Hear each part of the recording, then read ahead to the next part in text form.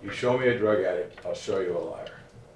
That goes hand in hand. And here you have a record of this woman having lied.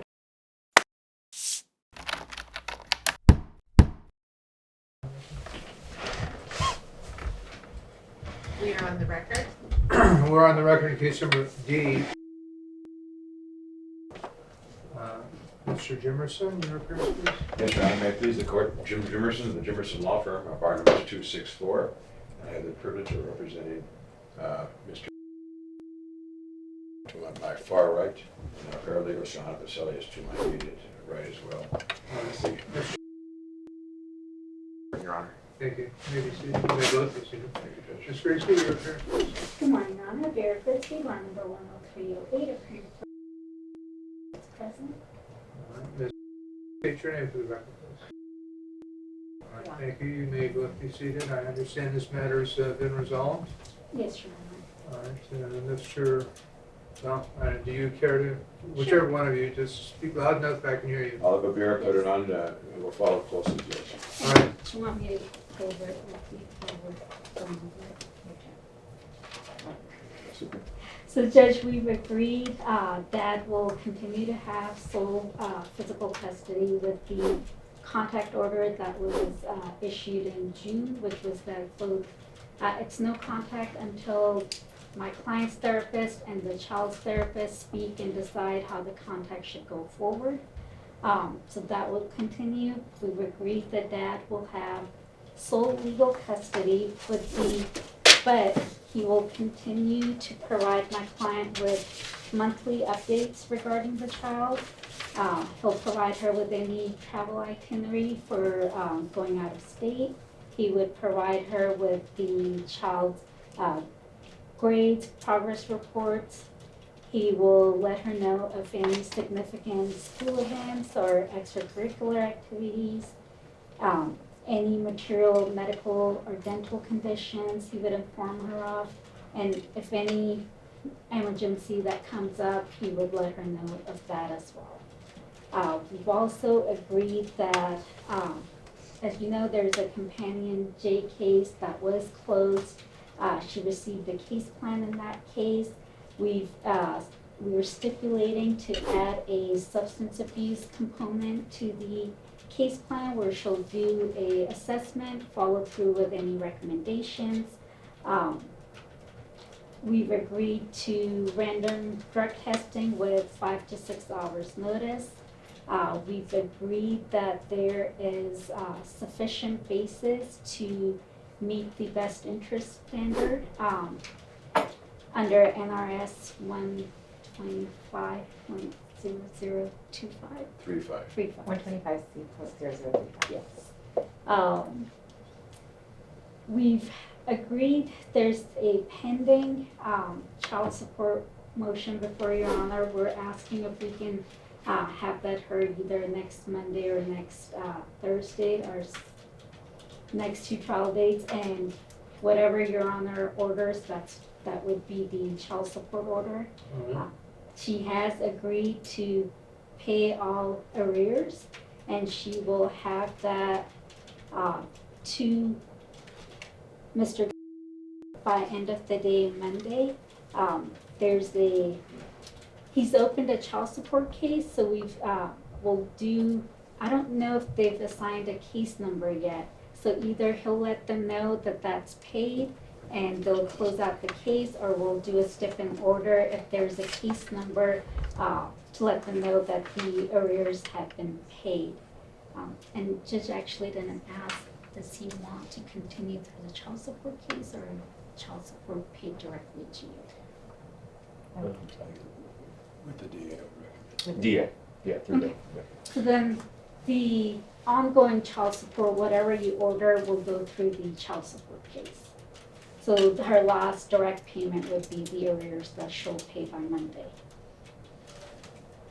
And we've agreed that both parties reserve the right to seek attorney's fees. We're just not, the settlement is not based on anyone paying attorney's fees.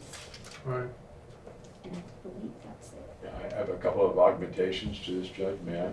Amen. Thank you. Abira, as I do this, make sure you are in agreement. If you object, keep your voice and let us know. First, with regard to the arrearages, the figure under the court's last order was $11,890. To that, we would add 1 month's payment of November 2025 of $1,189. We would add $150 towards arrearages, also part of your prior court order. And we would add whatever the legal interest would be on those amounts based upon interest 9 and then 99.010, or actually 040 of 2% over prime. Ballpark, $13,500, give or take. But we'll provide the exact number, but it's in the neighborhood of $13,500. There is the pending motion to modify downwards filed day before yesterday by defense counsel, Ms. Grigsby, and you will set that for hearing today. We wrote an opposition at midnight last night. We were served with it only yesterday, but we worked Sure. overnight to get I it. appreciate that. Next week would be fine, we want to debate it.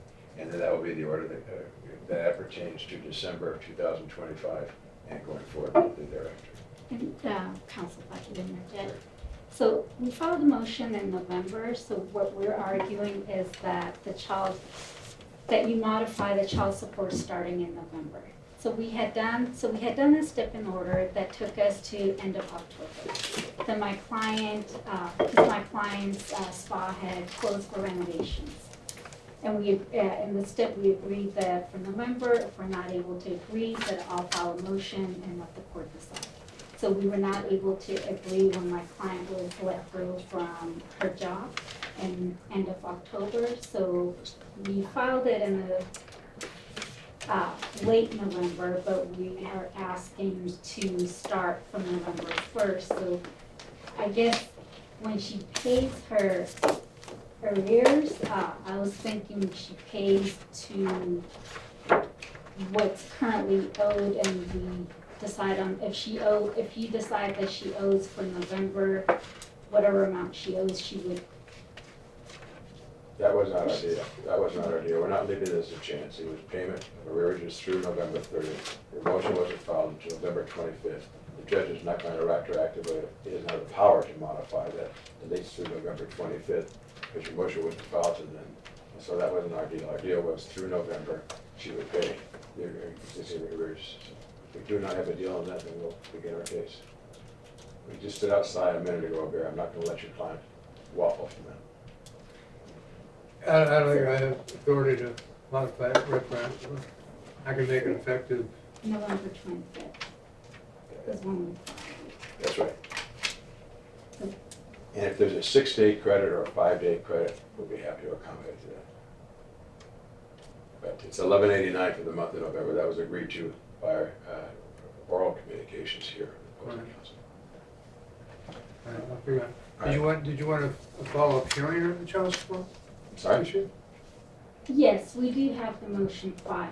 I know council filed their opposition last night. I haven't had a chance to look at it, so we're hoping to get, because you granted the OST to have it for us today. But I When you think, filed the motion, did you get a hearing date, but for the OSC? January. yes, It was a January date, Your Honor. yes. Whatever date was given will be the date that we'll hear. If it's January, I don't remember the exact date. Could we know the date, because I am out of town for a couple of days in January. I don't want it to be on is that a another. January 8th, 2:30? I will not be here, Your Honor. All right. I will be out of the state. If we could do it the following week, or if we could do it before, the following week would be the best. All right, let me look at my,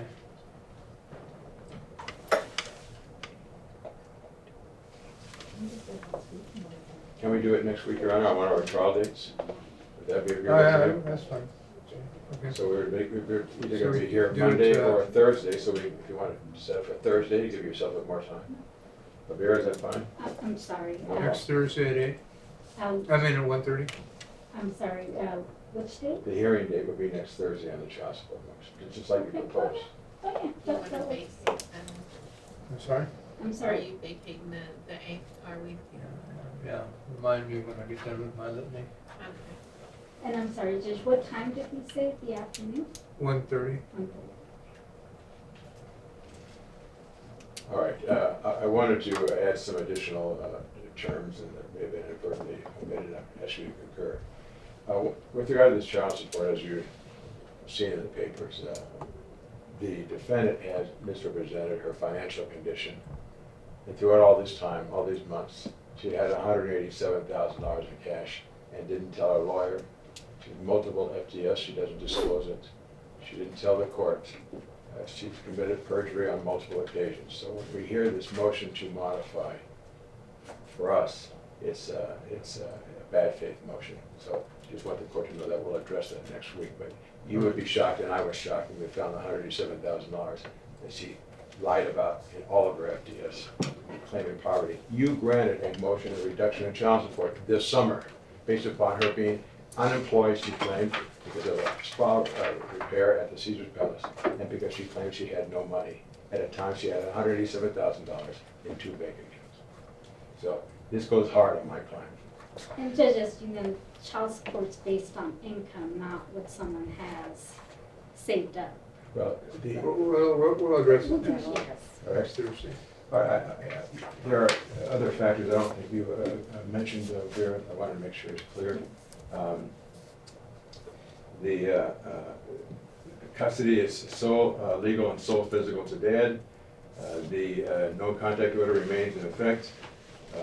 The conditions for which there's no contact is mentioned by Ms. Grigsby, is there requires the agreement of the therapist to permit the same, but also compliance or substantial compliance, use the term substantial compliance with the disposition plan and the case plan that you approved and ordered into effect on December 18th of last year. And she's not done that. She's not complied with hardly any part of it other than seeing a therapist for whatever subjects she may have sought, which we are not informed of. But she had not gone to the Red Rock therapy session, she's not taken the SOSA exam, she's not done any of that that was set forth in the case plan. So compliance, substantial compliance, not necessarily literal compliance, but substantial compliance with the disposition plan and the case plan is a condition to any type of a future contact with the child. Now, number 2, as mentioned by Ms. Grigsby, both mom's a therapist and the child's therapist, in consultation with the child and his desires or emotions and needs, the child's now 10. If they all deem it reunification to be appropriate, then that would be a condition that could be moved by the defendant at a later date. Mom must attempt and participate in therapy to address her borderline personality diagnosis that was part of today's testimony by Dr. Brown, who is testified by deposition, as is not available today, including random, number 4 is random drug testing for 6 consecutive months prior to any contact with the minor child.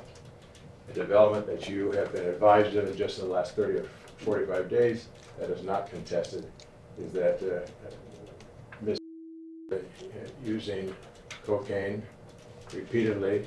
The test results that you ordered came back so positive. It was 100,000 milligrams of cocaine, which at 200,000 you barely live as a human being.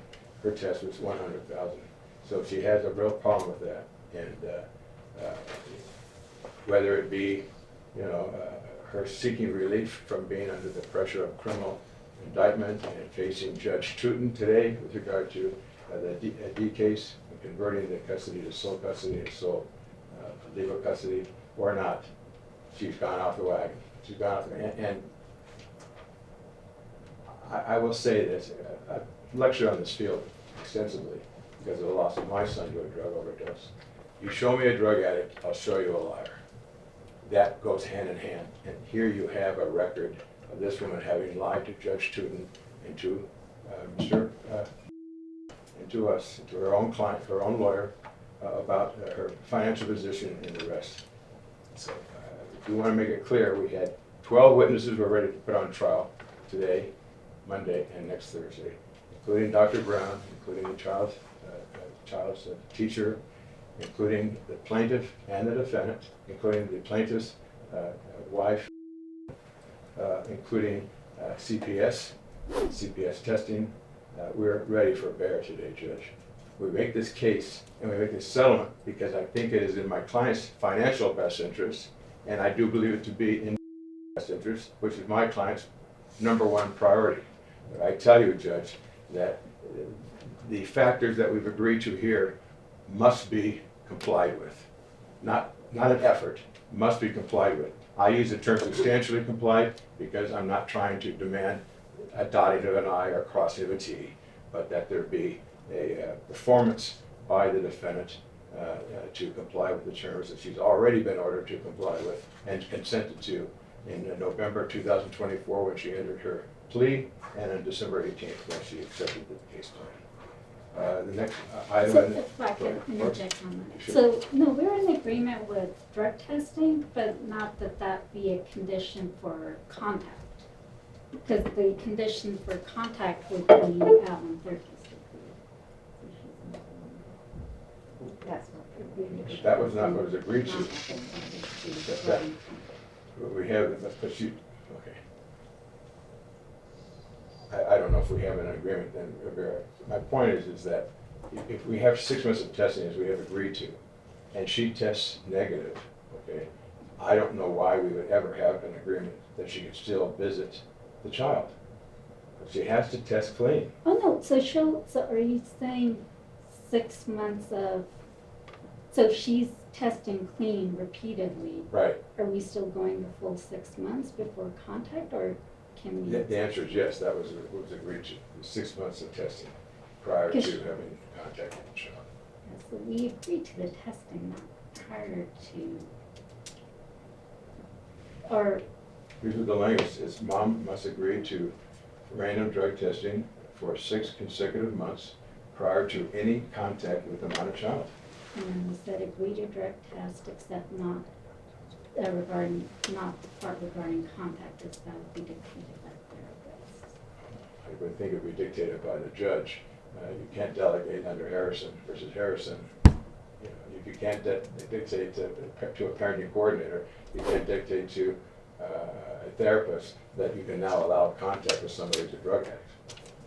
And that's just fundamental law. Well, on the contact issue, I was going to say, I understand what the agreement is. Nevertheless, it's going to require a court Yes. order to allow contact to That's occur. right. Yes. And so that is another condition. So where do we stand on that then? Okay. In a criminal case. Excuse me? Criminal case. Oh, yeah, and the pendency of the criminal case? Yeah, and the other condition that was not mentioned, but was conditioned here, is that the criminal case needs to be resolved, Judge. And naturally, if it's adverse to the defendant, then that will probably take care of itself. But if it results in some sort of ability to be out of jail, maybe probation as an example, then that has got to be accomplished first before there be any attempt to have contact with the minor child. Because part of this process and part of this equation, right? And he's also a material witness in the case, that colleague reminds me. And so that case would need to be over so that the risk to him, that the disposition of him not having to testify or having to testify will have been resolved before any type of contact, no matter how limited or how supervised. So you're just requesting, you're just requiring that the charges themselves be resolved, That's right. and that not necessarily, if she is put on probation, not necessarily that the probation has to be completed before she can have. That's right. So just, that's the part we hadn't agreed, and so currently her trial is set for April, but as you know, with criminal cases, they get pushed out. Sure. So if it's pushed out for, let's say it's pushed out for a year, so she can't have any contact That's until. correct. That's correct, because she's already evidenced the spoliation of the child by interviewing the child against the court's order last year and interrogating the child, and why are you testifying against me? And we have it all on videotape. It's one of our exhibits for today. So that is exactly why that's a condition. The matter's got to be resolved, and having his testimony prior to any contact. That way she cannot interfere or spoil it with the child or get, as she did in the videotape, which Abira and I saw, is disgusting. Quite frankly, given everything else she has to do, I can't imagine the criminal case not being resolved by the time she's in a position to have both therapists for the child and for her recommend that contact concur safely with the child. And until completion, substantial completion of the plan too. Well, just, that wasn't something that we had agreed to this morning, because the criminal case, I mean, I think the, because the contact she would have, you know, I'm sure is the way, I mean, as you know, the way it starts out, it's with the therapist present, we do the therapeutic, before we, you know, it's a gradual movement to say we can't even do therapeutic contact when there's a therapist there who can say, who can stop, like intervene. I thought the agreement was that the recommendation had to occur before there could be contact. Yes, Well, if the therapists are in a position where they can jointly supervise any contact, I don't know that that violates the agreement. It would be contact that's not supervised with therapists not involved. It needs a court order to authorize it. And the court needs to hear from the therapist as to why the child is sick. that would be fine. But our position, Judge, respectfully, if we either decide we have a deal or we don't, that the defendant must comply with the case plan, substantially comply, number one. Number two, that she be drug-free. And number three, that the criminal case is over so that she cannot tamper with the witness. So just, we're not in agreement with the, just because with the criminal case, it's not, you know, it's not set in stone, so we don't know if it's gonna be heard in April, or if it's, that's what it's set for, that's what my client's expecting, but they could kick it out.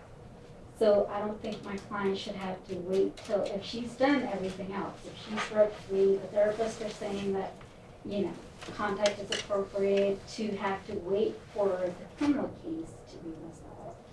And all I can say to the judge is, I mean, quite frankly, you know, part of the no contact is any attempt to overtly or otherwise to influence the child's testimony or willingness to testify. I think it's a reasonable requirement that there be no contact until the resolution of the criminal case is made. And I guess that's where we were, because we agree with, you know, of course she would need to be drug-free, of course the therapist would have to agree, but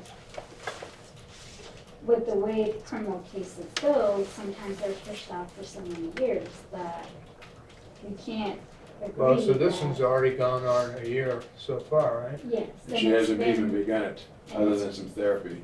But Judge, if there's not agreement, then we're gonna call a first witness. This is so fundamentally basic that the current no contact order retain compliance with the case plan, drug-free, criminal case is over.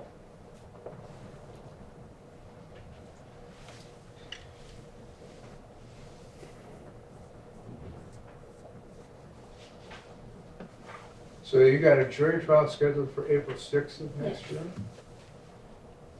So if it goes April 6th, it's not that big of an issue, it's just a few months away, but if it gets kicked out, you know, and criminal cases do, that's just been the experience with these cases, sometimes it gets continued out for years. Well, if there's no objection, I'll send a memo to the presiding, to that judge requesting that she expedite that case and that it not be continued without good cause, so that there's no issue that the parties can come in. I mean, theoretically, she's got the ability to continue it forever herself. I assume she's already waived the 60-day rule to the speedy trial. Judge, I think that's from Miss Grigsby, I say, we're not a part of the criminal case other than supplying a witness or two. I think that's a decision that needs to be made by the defendant. We do want to keep the trial date, of course, but that's her liberty interests are what's being discussed there, so my client doesn't take any position on that. Well, the court, whether she likes it or not, whether the parties agree or not, the court is going to order that she have no contact in spite of any other conditions having been met for her to have contact, that she have no contact until there is resolution of the charges. I'm not saying, all I'm saying is that there is a finding of guilt by a judge, period, or a verdict is entered by a jury, not necessarily any post-conviction conditions that may be imposed by the court. Because at that point, the concern of the court, that this court has, is eliminated, because there's no need for the child to have to testify. And because I understand what happened when she had that visit, and, you know, counsel's correct in, you know, his rendition of how that visit went. But she's come a long way since then. She fully understands that it's not appropriate. She shouldn't have done that. She's remorseful about it. Yeah, I don't need to get into all that today. The question is, do you have a deal, or are we going to trial Monday morning? Just can we step out for a minute? All right, but make it quick, I've got dinner I I've got to cook for tonight. I support the Oh, no, judge's with funds. my client. Yeah, I'll slip you in But mine. you're asking me to. No, with my client. There you go. You're leaving, is that what she said? She's going to lunch, so. We have to have lunch though, but go ahead, Oh, sorry. I I'm was with the judge, right? the equipment. Okay. Turn the record this way, please. So Judge, my client wants to clarify, are you saying that you'll order that she doesn't have contact before the criminal case, like unsupervised contact, or just any contact period? Like, could she have contact with the therapist there? Well, my assumption was that the therapist would have to come to some agreement that contact was appropriate. Before it could go beyond that, there's got to be a meeting with the child and both therapists present to determine if it can continue. All right, that is part of the therapeutic reunification process, that meeting. In the event that they both recommend that visitation can continue, it has to come back before the court with those recommendations and the court making that decision. Yes. Obviously, if they don't believe it's true that it can continue, then there'll be no further contact until such time as they agree that they can contact again and they continue with that process. So if the therapist agrees, then she can, and they make those recommendations, then she can come before Your Honor and ask for that. If the therapist come back with that recommendation, then that's, Well, I would object to, that's not our deal. Completion, substantial completion of the case plan is the first step, Your Honor. Substantial completion of the case plan is the first step. No, I'm not suggesting that that's to exclusion of compliance with all other conditions. I'm just saying as far as the therapeutic recommendations conditions, that's up to the therapist to say, yeah, I recommend it, and I can say that's been satisfied. And the criminal case has got to be resolved as well, under your last order. I'm sorry, what was that? I said in the criminal case, obviously it needs to be resolved as well. Yeah, you know, that's a whole separate issue, yeah. Well, at the moment that we left, the question was the criminal case. And Judge, I think my client misheard you, so if you could clarify, you said no contact until the therapist agreed, not that she could have supervised contact now. Let me put it this way, there is no contact Yes. forever, except if the therapist believes that a meeting with the child and them both present is appropriate for them to determine what recommendations they can make going forward, that contact is authorized, but no others. If the therapists decide that contact can occur and it won't be emotionally injurious to the minor child, she can file a motion with the court on that issue. However, that's not to suggest that the other conditions imposed either in the juvenile case or in this case are waived. They need to be complied with as well. Yeah, so she would, I think what she heard was that she could have supervised contact, so just wanted to make that You clear. understand, I can't, I don't know how I can make it any clearer what I just said. Just wanted to make sure, because she misheard you, so All right, just wanted to clarify that, so, okay. Was there anything else?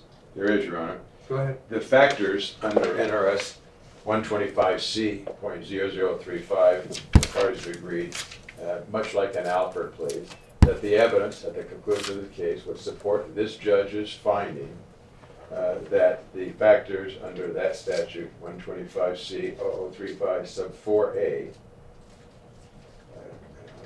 C, D, E, F, G, H, and J would all support the father being awarded.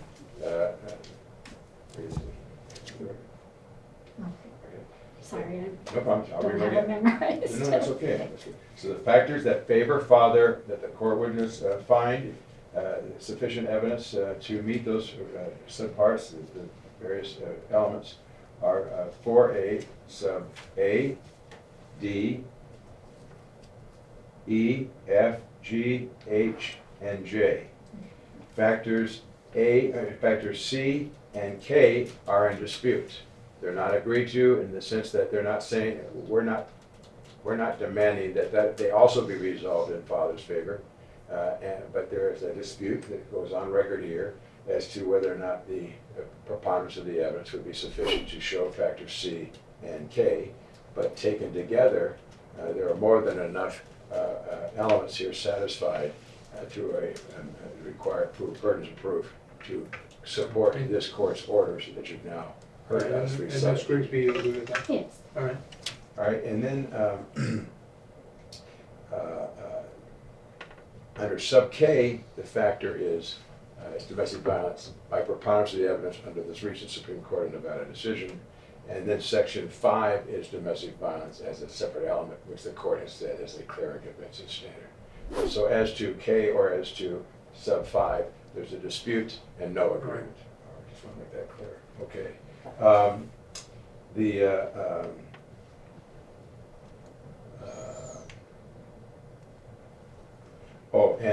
With regard to the attorney's fees, you have a prior order, maybe not remember it, but a prior order that you said you were deferring attorney's fees on from perhaps the July time period. As attorney's fees, this is what we're doing to try to meet this agreement in good faith and both sides working together. The court will defer attorney's fees award to a later date, if ever. Each party reserves the right to make a request for attorney's fees against the other, and they're not waiving that claim by virtue of the settlement. We are deferring it and hoping that we never have to address the issue again. Well, that's why I deferred From it March first. forward. That's right. And the attorney's fees are measured from March of 2024 to the present date. All right.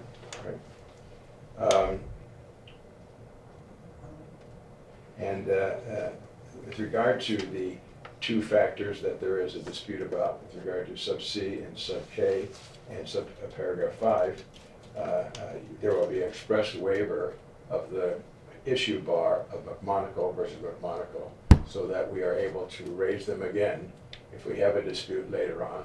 There's a dispute of whether there should be any contact at all. We can then return to the proofs that we've already adduced here through discovery and willing to present now, and that would not be barred by virtue of the McMonagle provision.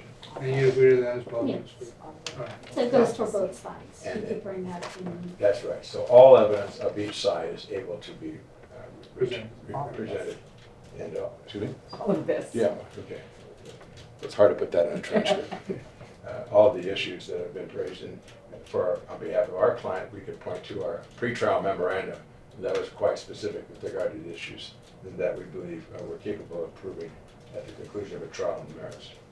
And I believe that's what I have as the completion of the settlement, if Ms. Grigsby can confirm that on behalf of her client, Mrs. Alt. So, judges, so yes, except for the one that we disagree with is the no contact until the criminal case is resolved. So I don't know how you want to. You were kind of mumbling. And you I don't know didn't how do you that. want to deal with the one issue we don't agree with, which is the no contact until criminal is resolved. Because we're saying you contact if the therapist agree, they're saying that and criminal case result.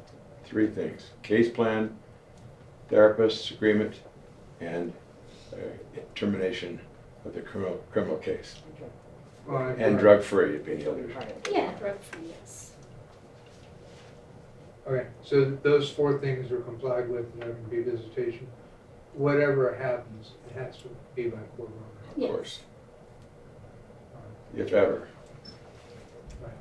Okay, is that, So that's the one part. Well, yes, on the court order, whatever, contact if the therapist agrees. So where my client is having difficulty with is, like I said, if the case goes in April, that's not too far off. I'm not too concerned about that. let me suggest this, Ms. Rachel. Let's assume that the criminal division is more derelict than they have been in terms of getting people to trial in a speedy manner. And let's assume 7 years goes by and it still hasn't gone to trial. And everything else that she has been requested to do has been complied with. You can file a motion to modify that aspect of this order because the delay clearly is not up to her. And quite frankly, at some point, whether or not the child has to testify and whether or not she can influence the testimony becomes moot as well. And also note, independent of Judge Teuton. Independent of Judge Teuton is a no contact order on the criminal case as well. Actually, not anymore. The Justice Court case was dismissed. That's where the no contact came from. They did a grand jury indictment, and the district court judge has not made any orders regarding That's not contact. true with the minutes.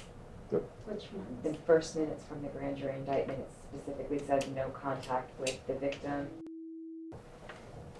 I can point you to the. Well, that's an issue for the If trial. there's a, That's an issue I for the, didn't see that in the district court case, but That's the assumption we're relying upon, having looked at it. Mr. Jimmerson, are you gonna prepare the order? I am, Your Honor. All right, there's just a couple of things I need to address. One's a housekeeping issue. There was some confusion on my part regarding the child support hearing date for the order. It's in the system now as being January 8th, which is Monday. We indicated earlier it would be January the 11th at 1:30. That is the date, January 11th at 1:30. If you oh, I can't thought come to you an said agreement. December. No, Your Honor, I you thought said you December next 11th. week. I'm sorry? December 11th, Judge, not Oh, I'm January. sorry. December. Okay. So, any other data in the system is vacated on the child support modification order. It'll be heard December the 11th at 1:30. Okay. Thank you all. And Number with the- 2, you've indicated part of your negotiations was that the case plan and the dependency case would be amended to include substance abuse, counseling, evaluations, etc. Yes. That can't be done. Yeah, so what we read, But we can include in the order of this court that she, in addition to compliance with the J case plan, she must also submit to substance abuse testing, evaluation, counseling if recommended. And you can include that in the provision that requires 6 months of random drug testing to come back negative. Thank you, Judge, I'll do that. And we have an open question with regard to payment of costs. And I have a solution, it may be acceptable or not. We divide the costs evenly. Mom would ask that husband pay it or father pay it. Father would say it should be, it's the mother's problems and she should pay it. To be fair to both sides, I just suggest that the drug testing be 50-50 borne by each party, 50-50. But we didn't address the issue of cost, which is why I'm trying to. yeah, that's, Okay, we can agree with that. you agree to that? Yes. All right. Anything else at this time? Just to note the vacation of trial Yeah. for I do, today yeah, and yeah. Monday. I am vacating the evidentiary hearings only, scheduled for Monday, December 8th, and Thursday, December 11th. Are we done? We are, Your Honor. All right, well, Alright. took a little longer than I anticipated, but it's a lot better than 2.5 days of trial, and it's a lot better for the child. And Thank you both for And this your is the diligent 7.5. efforts. this is, Your Honor, under the rules, this is a 7.50 binding settlement. Oh, you know what, let's go back on. Let's Let's do swear it. them in. Yeah. Yeah, you probably need to. Yeah, let's swear them in, please. And is it 7 point or 5.6? 7.50 is the rule with regard to making abbreviated representations a binding agreement. There's also one under section 5 of the 0.601. 5.601. Thank you. And so this settlement is made pursuant to both rules, is binding, it's cement, and maybe it'd be wise, Judge, to have a very brief canvass of both parties. Yes. Are we on the- No, we're not. Let's go back on the record. Let's do that, please. All right, we are back on the record. Ms., listen to what Mr. Jimmerson's about to say, because I'm going to ask you if you agree. All right? Ms. Jen, this is going to be a binding settlement. Wait, we have to swear them Okay. Would you swear the witness in? Yes, let me And swear my, you in. my client as well, please. Will each of you raise your right hand? You and each of you do solemnly swear the testimony you're about to give in this action shall be the truth, the whole truth, nothing but the truth under penalty of perjury. Ma'am, in. can you please raise your voice? I swear. Thank you. Sir, I do. thank you. All right, you may put your hands down. Have you been listening to the negotiations and the statement of settlement points here this morning? Yes. Are all of the terms that have been recited by both counsel and by Judge Teuton agreeable to you? Yes. Are you voluntarily entering into this agreement? Yes. Are you free, is there any duress or coercion of any type being placed upon you? No. And do you know, knowing the English language and being a bright woman, do you know what you have agreed to? You believe you understand what you've agreed to? Yes. And are you satisfied with your counsel's representation in terms of her answering any questions you may have had or otherwise providing aid or guidance to you? Yes. Same questions for you, sir. Have you listened to the terms of settlement recited by both Ms. Grigsby and myself and by Judge Teuton? Yes. Are all those terms agreeable to you? Yes, they are. Are you voluntarily entering into this agreement? Yes, I am. Free of duress, coercion, or undue influence? Yes, I am. Okay, and are you entering into it believing you know the terms and the significance of the terms that we've recited to the judge? Yes. Okay, and the basics, of course, have been recited, but you've got completion by plan and substantial compliance, therapy recommendations, the drug testing, and the other provisions, right? And Correct. the completion of the court criminal case, all of that, right? Yes. Okay. Have you been represented by the Jimmerson Law Firm? Yes. Okay. Are you satisfied with the work of our firm? Yes. Have we answered questions to your satisfaction as you've asked them? Yes. Okay, and are you generally satisfied to your representation, at least as it relates to understanding that this settlement has been achieved for the betterment of your son? Yes. Yes, I am. Do you understand the multiple conditions for initiating any contact with the minor child that has been required by the stipulation and ordered by the judge? Yes. Okay, same question for Ms. Do you understand the many multiple conditions that have been agreed to by yourself and Mr. or by the judge before initiating contact with? Yes. That's all I have, Judge. And Ms. Jen, this is a binding agreement pursuant to the district court. You understand that as well, Ms.? Yes, I do. And we will attach, Your Honor, the disposition report of December 12th, 2024 as an exhibit to the stipulation and order. That's the order you're referring to? No, No, the so for disposition the- report. The for disposition the report case plan? that has the case plan attached, It's gonna be we would attached. attach that as an exhibit to the Right, stipulation and any order. objection? No. Okay. All right, you might also want to add, Mr. Jimmerson, the January 29th, 25 case closure order that makes it an order that should comply with Yes, yes, Judge, thank you for the the, case plan that's attached to that document. All right, and that's, It's attached to the disposition report too. I'm sorry? It's attached. we'll attach it to the January 29th because of the order of the judge. So- Yeah, the disposition report is I just get that, it. it's a report. The January 29th is the course order. Thank you for that assistance, Your Honor. All right, we'll be in recess. Thank you all Thank you, very Your Honor. much.